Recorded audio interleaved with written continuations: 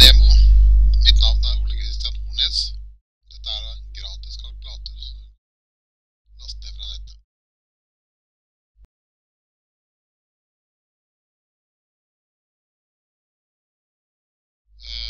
Her er det et loggvindu, så du kan se hva som skjer etter hvert som du kalkulerer.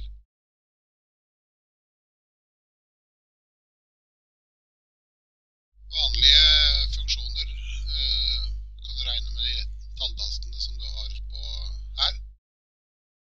Du ser det kommer da opp i formelvindu samtidig som du får da data i vindu. Ja, her ser vi 36, og så står det underscore og spørsmålstegn. Det betyr da at du skriver over 36 hvis du skriver et nytt tall. Hvis du bruker en funksjon, så regner den med 36 direkte videre.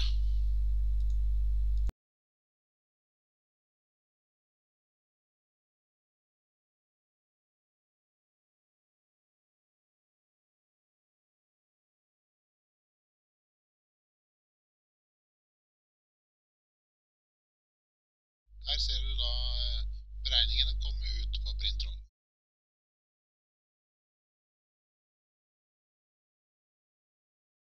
Nå skal vi gå gjennom noen geometrifunksjoner først. Velger vi geometri her. Her kommer da opp et vindu med forskjellige funksjoner. Det er da gruppert etter kategori, som du kan se her.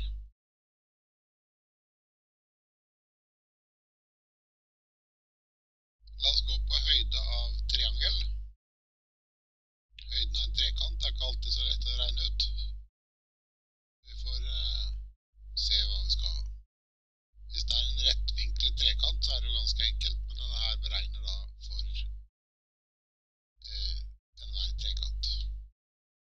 Lengden av grunnlinja er første parameter, og så skal du trykke på den tab-knappen som du ser her.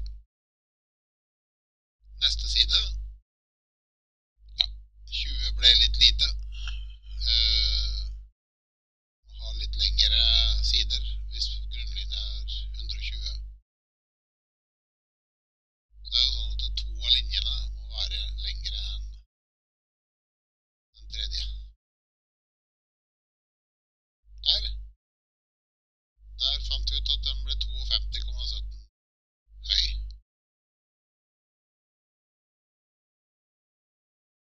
Hvis vi går på loggevinduet nå, så ser vi at vi har fått med en dokumentasjon av hvordan kalkulatoren har regnet ut dette.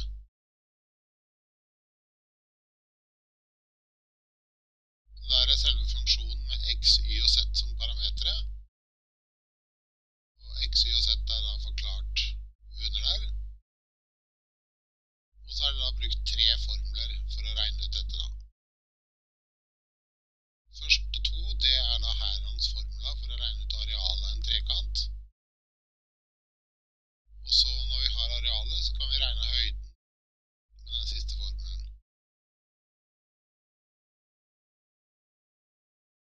Hvis vi nå trykker på edit og redigerer på denne her nå, så kan vi da endre verdiene. Vi setter den til 100 cm, den side 2 i stedet for 70. Og da ser vi at kalkulatoren da kommer opp med et nytt resultat. Ja, nå kom det en dokumentasjon til, den kan vi ta bort. Så denne printrollen, den er jo da redigerbar, så den går an å skrive på hvis man vil ha noen kommentarer innimellom da.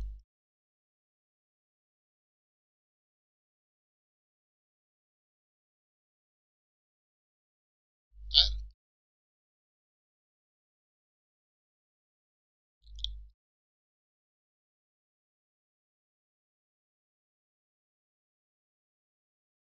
Det er noe som heter variable. Det kan være ganske kjekt. Her ser dere navnene på variablene på de knappene til venstre der, og tilhørende verdier i kolonna. La oss lage 2 variabler. X og Y som inneholder da 32 og 35.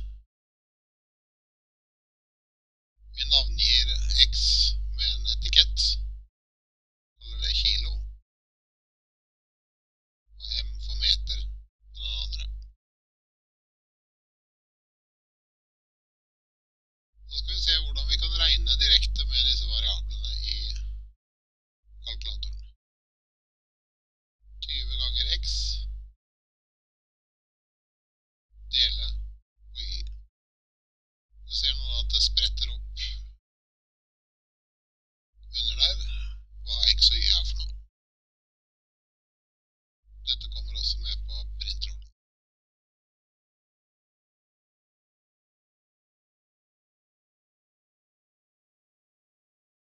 Hvis du nå redigerer denne her sånn, så kommer den opp som aktiv formel igjen. Og da kan vi gå inn og endre på verdiene. Og der ser vi at han øyeblikkelig oppdaterer med nytt svar.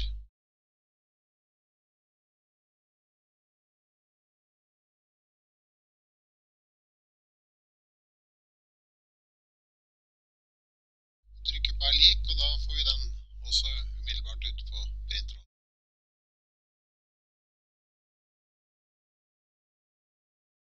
Ok.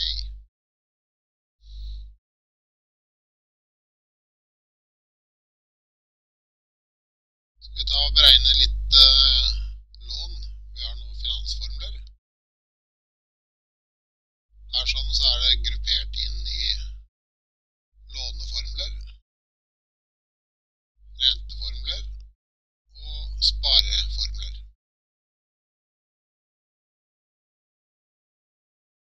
Det første vi skal gjøre er å regne ut hvor lang tid det tar å betale ned et lån. La oss si at vi skal låne 1 million. Her ser du på linje rett under displayet her hva han spør om.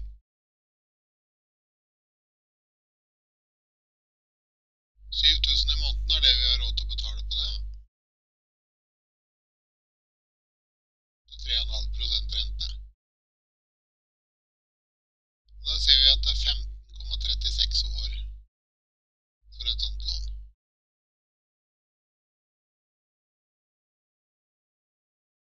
Ok, nå vet vi at det tar minst 15,36 år.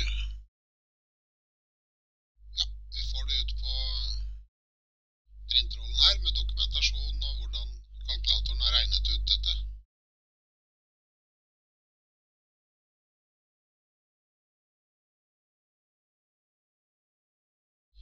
Den dokumentasjonen kan være kjekk når man skal skrive en rapport eller noe og vil ha med noe bakgrunn for hvordan utregningen er gjort da.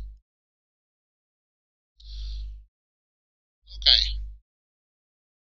Nå vet vi hvor lang tid det tok å betale ned dette lånet, så nå skal vi regne ut hvor mye vi må betale for da 16 år. Vi velger 1 million fortsatt.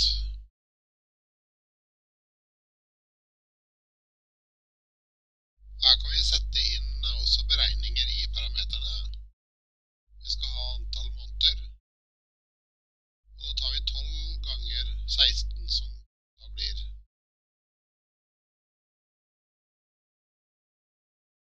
skal vi betale 12 ganger i året og 3,5% rente. Da må vi betale 6.809 i måneden. Men la oss nå gjøre regnestykket litt mer komplett. Vi legger inn 2 variabler. Det er bankens avgift for å sette opp dette lånet. La oss si at den er 1500 kroner. Det er et gebyr. Og så er det 50 kroner i en transaksjonsgebyr hver gang vi betaler.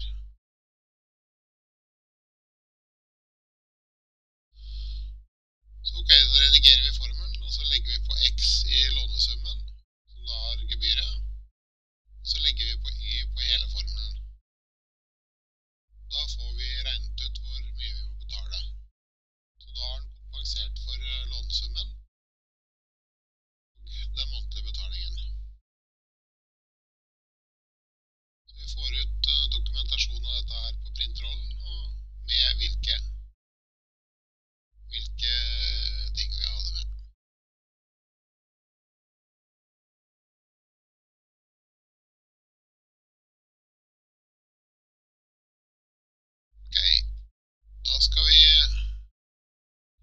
litt på konstanter, navngitte konstanter.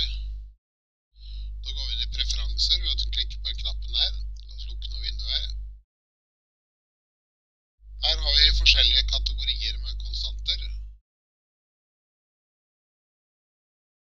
Du kan også gå på generelle på toppen der og se.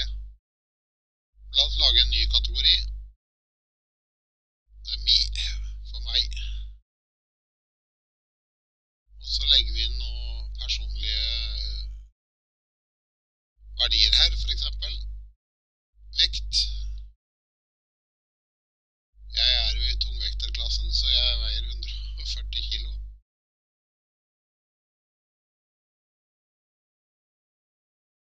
Og så tar vi med høyde her også. Dette symbolet til venstre her, det er det vi har med i selve formelen.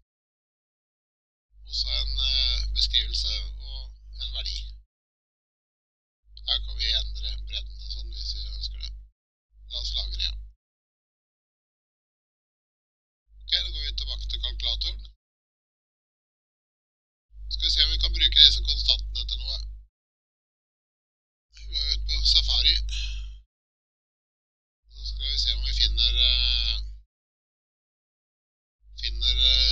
formelen for å beregne BMI på nettet. Wikipedia er en fin kilde til forskjellige formler.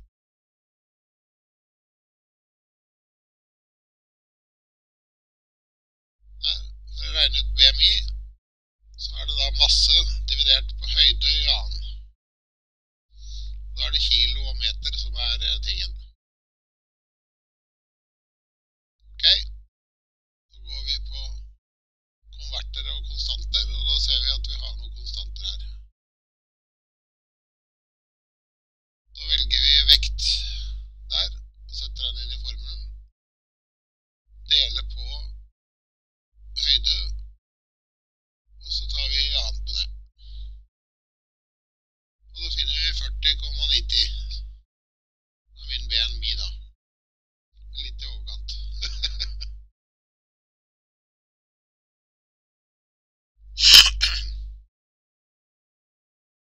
Ja. Nå kan vi gå på printrollen og se dette her. Vi legger på en liten kommentar hvis vi ønsker det. BMI. Og så tar vi og markerer denne her, og klikker eple C, copy. Så lager vi en liten note her. Litt fet skrift på overskriften. Her ser du kan ta ting rett fra kalkulatoren og inn i regneark.